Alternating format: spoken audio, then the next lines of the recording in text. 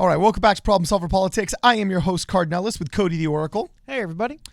And all of these elect Andrew Cuomo, appoint Andrew Cuomo, let's push Andrew Cuomo hashtags have been floating around the internet for a couple of days now. And we are going to get down to the nitty gritty of what the truth and the reality of the situation is. Could he run? Could he not? What's Joe Biden got to say about it? What's the actual rules? So on and so forth. Because this has all of a sudden become a thing that needs to be addressed in our society. So, Cody, what's the reality of the situation? Okay, so we'll go back and we'll kind of walk through this a little bit. So obviously, New York and New York City have been a very big epicenter for the current health pandemic going on. And we have seen the governor of New York, Andrew Cuomo, on television basically every day, doing good, reaching out, letting people know what's going on. However, providing leadership. In the midst of it, we've also noticed a lot of this. I've seen Cuomo talk like crazy, and this has been popping up maybe over the last week or so, but heating up in the last few days. They mentioned that the leadership has many urging Cuomo to run for president after his leadership throughout New York's coronavirus crisis. Many are hoping Governor Andrew Cuomo will make a bid to become president. Now, some of the stuff I went through, I was a little bit kind of like, okay, like, Chelsea Handler tweeted about it. I think we have the Hulk. Mark Ruffalo tweeted about it. It's like, okay, these people tweet about all kinds of stuff. But what's really kind of, I'll go through the article here. In general, I kind of can't avoid this sentiment, though. I've seen a lot of people talk about what are the, we've gotten to the, I'll read this article a bit, but we've gotten to the point of like, how could it possibly happen? What are the machinations behind this? Can it happen at the convention? So going through this, it says that hosting daily news conferences and visiting new testing sites, advocating for aggressive public health strategies, many Americans are turning to one man for guidance and reassurance during this public health crisis, and they're urging him to upset the 2020 Democratic presidential race.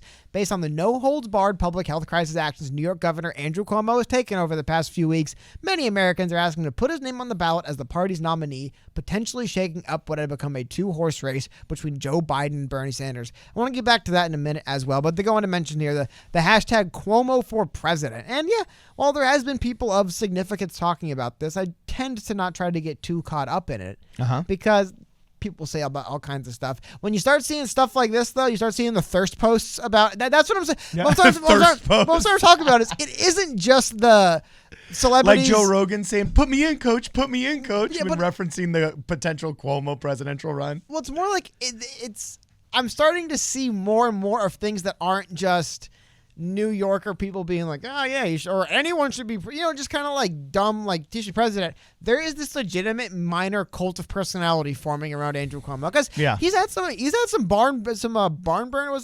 He's had some great speeches. I will give him that. I think for the most part, he seems to be exhibiting. We talk about the one thing I care about in any kind of leader. He seems to legitimately care about the people of New York, better or for worse. Like I'm almost frustrated to see how badly you have to like oppress yourself and sell your soul to be allowed to be governor of New York. Because now that he's just doing what he wants, because they're not, he doesn't have, like, it doesn't matter anymore what like donors or people in DC think. You have to just do your job. He seems to be doing a good job. But we're seeing more stuff about this, and then I want to move forward to the next person. It's allowed him to be a little bit philosophical. We're going to go into this political piece, and it's some of the details. Well, but before that, I want to get to the other person who just today has started talking about the idea of Andrew Cuomo running for president. All right. This is, again, where I'm less putting stake into this. I have to be honest. For me, seeing the thirst posts about Andrew Cuomo tell me more about the potential of like an actual forming enthusiasm base than this. But today, we had President Trump come out and say of Andrew Cuomo, I wouldn't mind running against Andrew. He says that his exact quote was, if he's going to run, that's fine. I wouldn't mind running against Andrew. I've known Andrew for a long time. I wouldn't mind that, but I'll be honest, I think he's a better candidate than Sleepy Joe. Yeah. That right there, though, I think that's just the fact. We were talking about this before. I do think that, like, oh, that's sad. Transcending Republican and Democrat, both Cuomo and Trump are New Yorkers. So they will always be bonded around that first. Like, they have that Joe Biden's not in New York. I don't know. That's just how I always feel people from New York. They have very, very, very insular identity of each other. But they have to mention that Cuomo is not running for president and that Bernie Sanders actually is. But what's fascinating, too, I'll see if I can pull it up. One thing that's happened that's really interesting, before we get into the next thing you want to talk about, is because of the way the delegates have shook up right now, there's actually no way for, let me see if I can pull it up, but there's no way for Biden to, here we go. Mr. Biden cannot accumulate more delegates until more states hold a nominating process, with many states postponing. Yeah. It would be impossible for Biden to reach 1991 delegates before June, even if he won all of the delegates in each of the upcoming primaries and caucuses, meaning, and I think we're going to get to the idea of the kind of a switch at the convention. Yeah. It does appear on paper, it's impossible for a candidate, Joe Biden being the only one, to actually hit that delegate majority before they're going to have this, before they're going to have to finalize plans for the convention. Yeah. Before they're going to decide, is it on or is it off? There is going to be no solid nominee, which I guess does leave the door open for some shenanigans. But it is interesting seeing how on one end. But there's only one situation in which those, quote, shenanigans could work, because in my entire adult life, I have never gone through a presidential election where a talk of this historic brokered convention where this dark horse wins hasn't been romanticized and fantasized about. But at the end of the day, it never happens like that.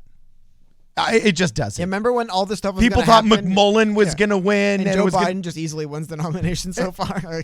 You know, I'm sorry. I hate to say it, but ultimately what's going to happen is contingency plans will be reached for a lot of these elections. Joe Biden's going to win the nomination. And part of the reason why Andrew Cuomo's not going to win is because people forget to ask Andrew Cuomo. Mario Cuomo, his father, was a household name in American politics throughout the 80s, okay? In fact, he was the one that delivered the famous Tale of Two Cities speech. He was kind of like the Tucker Carlson of the left, all right, but just with a lot more kind of authoritarian gangster New York mafia style. But he was actually considered a very philosophical person. And he was beloved. In fact, he was considered more popular than Walter Mondale, and everybody wanted to push him to run. And Andrew Cuomo, his son, said in his eulogy, 15, 16 years ago, that my father never ran for president because he didn't want to be president because he loved being governor. And Andrew Cuomo himself, as much as Joe Rogan wants to say, put him in, coach, Chelsea Handler wants to tweet, put him in, and the left is hoping that they'll salvage him from the corporate Democrat fruits of their labors of the past 40 years, Joe Biden, even though everybody's pushing him, they forgot to ask Andrew Cuomo himself. And Andrew Cuomo has been very praiseworthy of Joe Biden and his candidacy, said multiple good things about him, made zero insinuations that he has any kind of desires to win, okay? For years, Kamala Harris was saying, "Oh, I don't anticipate a presidential run. Oh no, I'm happy where I am." And we all knew she was full of crap. Everyone says it until they run. Yeah, everybody says it until they Michael Bloomberg wasn't going to run for president until he embarrassed himself, and it cost him what, $500 billion? How much it cost him to embarrass exactly. Himself? But when you see Andrew Cuomo saying it, you look at him, you're like, yeah, he literally just wants to be governor and do a good job at being governor. So that's the reason why I don't think this will ever happen. I see how it could work out. I see how Joe Biden could have a contested convention. I see all of these scenarios in which it could work out if if Andrew Cuomo wanted to run, but he's making zero insinuations he does. He's praised the active nominee. And I don't know. This is the weirdest little pipe dream that somehow became a thing on the internet. Well, but I want to get through what I think is actually going on here. But to your point, he had an interesting line going back a couple of years now. But in 2018, when asked if Andrew Cuomo would not be completing his third term, so serving to 2022, not being president, he said the only caveat is if God strikes me dead. So it definitely seems that he did. At 2018, it's similar. He enjoyed being governor of New York. And then on Thursday, when asked again, he brought up basically the same point. Nothing's changed. I've said all along I didn't run for president. I said that I want to be the best governor I can be. So again, the reason why I wanted to bring the story up is not because I think Andrew Cuomo is actually going to replace Joe Biden as the nominee. No, I don't think that's actually going to happen. But it shows one thing, man. Because this whole story exists because it's the national health crisis really working on both ends. One, I would definitely say it has helped absolutely torpedo confidence in Biden, and more so than confidence in Biden even. I want to see if I can bring this up real quick. This was interesting to me. If you even look at just in general how often people are being mentioned in the media, I believe right now. Sorry, I got to pull this up again. Yeah. I don't know why this got moved. Here we go. Anyway, though, but it says it's a piece from the National Review. It says, indeed, Biden seemed to disappear when the virus began dominating the news cycle in early March. Biden's media presence abruptly shriveled, writes Caleb Lutaro, a senior fellow at the George Washington University Center for Cyber and Homeland Security. Sounds like a cool place to work on. But listen, check this out, though. In contrast, daily mentions of Cuomo as of last Sunday counted for 1.4% of online news coverage, which is compared to 2.9% for Trump. And I'm sure most of you guys watching this video know, I think Karin Driver writes articles about Trump now. Like, everything is about Donald Trump. And that's just for scale of where Cuomo is in mentions. I mean, he's become a very prevalent figure because of this. And more than Joe Biden, you said. And it's also forced Joe Biden. One, I think there was always a lack of confidence in Biden, the man, and more just the fact that he could probably win if anyone could. Like, more like the brand. It was kind of like you voted for the brand. They thought he was a generic enough candidate. It's harmless. That if they put him forward, the machine could work behind him and win him an anti-Trump election. But what we're seeing now is people kind of looking around, and we're also seeing that it's pushing elections back. It's making this primary muddier. As we highlighted, Biden can win every single delegate in the table and still not have the number he needs by now. I don't. At what point? I guess it's not like in sports. You reach with at some point, like you get mathematically eliminated.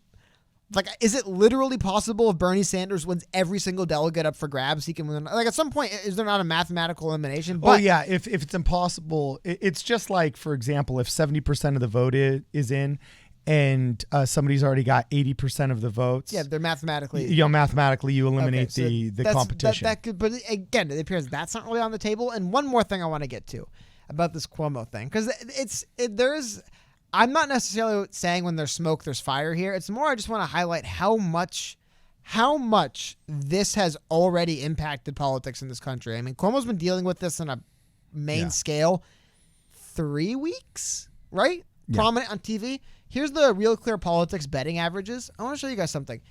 Andrew Cuomo is currently second. Now, it's 82% Biden, but Cuomo and Hillary Clinton aggregate at higher odds than Bernie Sanders right now. Very fascinating. Hillary, I don't get. Cuomo, I do think's younger than all them. I just think like it's weird, but it looks like Nessie, the Loch Ness monster. You know that picture of the Loch Ness monster. The curve is very unnatural. But the curve looks like there's a little hump, the Warren hump, and then there's Nessie's little head, like you see in all the Loch Ness monster pictures. But just seeing, God, it just people really putting that much in Bernie Sanders. The reason why I bring this up really, it shows Bernie Sanders is done, man. Like the betting markets, everyone's passed on Bernie. Kind of sad that he's still in the race, but yeah, people are putting money on Cuomo over Bernie. You know, I think Cuomo's even paying out worse than Bernie in some of these sites right now. Yeah. So I don't know. Just very interesting to see. But I've been saying this I've been screaming it off the rooftops for a while. But something I've had my eyes on for a while, and that appears we've kind of seen it happen with this story is, with what's been going on with just all around the world. I mean, going back to February, you could see it happening around parts of the world. We're going to have a nation of probably single issue voters come November. People are going to be voting on one thing and one thing only. They're going to be voting on, all I care about is how this person is going to lead us through the recovery, or if it's a continuing issue, how they will address it. That's all anyone's going to care about. Yeah. I think that's why I don't think anyone has faith Biden's going to do it correctly. No one has faith he will. And that's why we're seeing people discussing, could we just swap him out for someone else? I mean, technically the numbers won't add up for him. It's very, very crazy times. But I mean, we're already beginning to see how this pandemic is greatly shaping American politics already. This is the first thing that happened. Cuomo just thrust it on the TV all the day, and the Democratic primary, because they're not being able to vote, not being able to actually have the primary votes in various states thrown into flux. Suddenly, it's like people have... I think this morning on Twitter, I saw a great tweet sum it up. This is the same month that Pete Buttigieg dropped out of the race in. I mean, just to show how quickly things have moved here. Wow, that's so true. I mean, like, I remember a couple of weeks ago, I was looking up stuff and I was looking up news about this, and I found an article talking about when Amy Klobuchar had protesters shut down one of her rallies like the day before she dropped out. And it was like, that feels like a lifetime ago, but like, this primary actually had a narrative and a structure and a story, and it was actually happening. What I mean by that is not like it was made up, but I mean, like, you could follow. They were having votes when they were scheduled. Yeah, votes were coming in. We were following candidates. That's fallen off the face of the earth in the last week or two, man. Yeah. I mean, they basically pushed back and postponed. We're seeing stuff where I've seen multiple states postponed to June. Yeah. I mean, postponing primaries to June. I mean, it's months we're talking. Yeah. That these elections have been pushed back, and the uncertainty that's breeding. We're hearing Andrew Cuomo, a guy who's never talked about running for president in his life, all of a sudden being thrust. People asking him to just be basically usurp the throne and become the nominee in the middle of this primary because of how much uncertainty's already been thrown into it. So, and that's well. Do you know the last time this was done? Not really, but also say one last thing. Gavin Newsom, another person greatly raising profile in this situation. A lot of people are going to make their careers on the back of this, and a lot of people are going to lose them. And it's really there's definitely crazy to see. There's definitely rising stars out of the challenge that we're going through right now. I'm avoiding the algorithm word. I do have to say though that I usually balk at these brokered convention theories as literally just political junkie hogwash, However, the last time it was done was 1932, and there's never really been a shutdown analogous to what happened on Black Monday. Well, this is also you know what I'm saying? Everything's unprecedented. We're currently dealing with. Yeah, so I mean, as much as I usually do disregard these brokered convention dreamscapes that people start painting all over the internet and on Twitter, I do have to say that never in my adult life have I seen a time in which the last brokered convention looked very similar.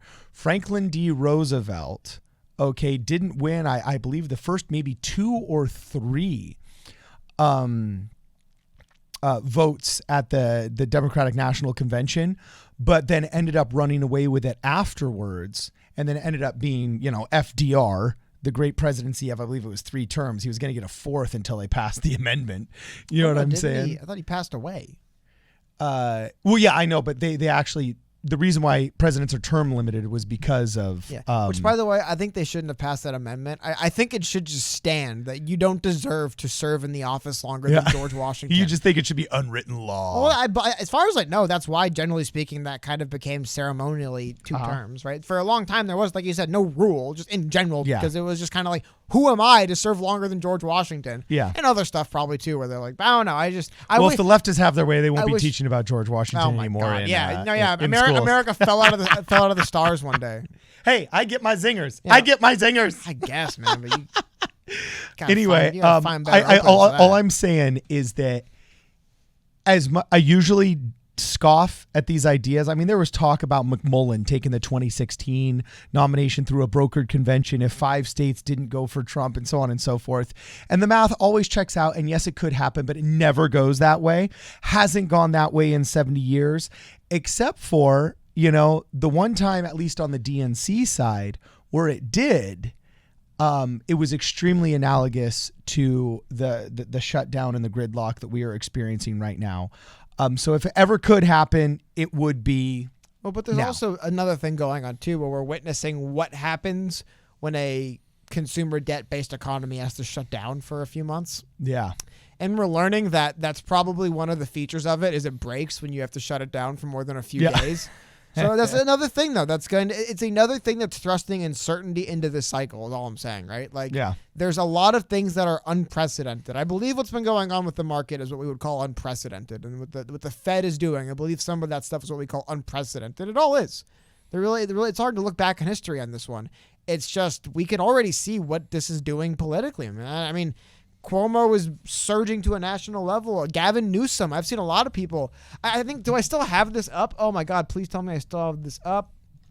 Oh no, I closed it. I had a tweeter pulled up earlier from George Papadopoulos. Yeah, George Papadopoulos. The Trump aide who went to prison. Who ran in our district. Yeah, but he went to prison to defend the president, basically. Yeah. He was a loyal servant. But he was praising Gavin Newsom for how he was handling things.